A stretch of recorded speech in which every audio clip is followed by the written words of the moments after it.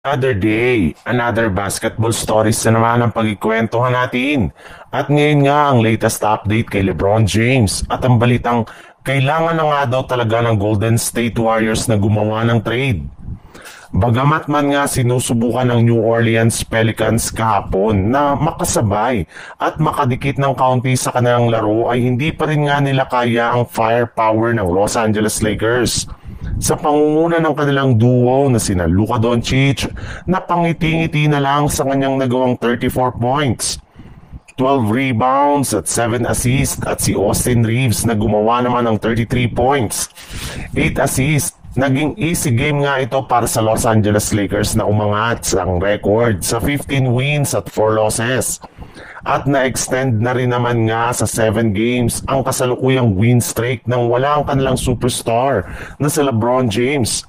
And speaking of LeBron James, base nga sa ibinulgar na balita ni Coach JJ Redick, nag-iingat lang naman nga daw ang Lakers sa kalagayan ngayon ni LeBron James kaya iniwasan nila ito na paglaruin sa kanilang mga back-to-back games. Makakapaglaro na rin naman nga ito sa kanilang next game laban sa Phoenix Suns ngayong araw. Kaya wala nga pong dapat ipag-alala ang kanilang mga fans sa kanilang superstar.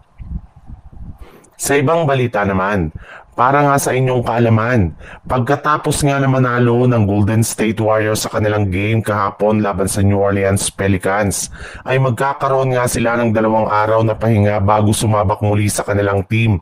Next game kontra sa ating defending champion na Oklahoma City Thunder. Although hawak ng Warriors dito ang home court, ay sila pa rin naman nga ang dehado sa kanilang bakbakan. Ang OKC nga ang mas dominante at mas malakas na kupunan sa pagkakaroon nito ng 12-game win streak. Sa kumpleto at healthy rin naman nga ang lineup ngayon ng Thunder kumpara sa Warriors since hindi na naman nga dito maglalaro ang kanilang superstar na si Stephen Curry na kasalukuyang may iniindang injury sa kanyang hita.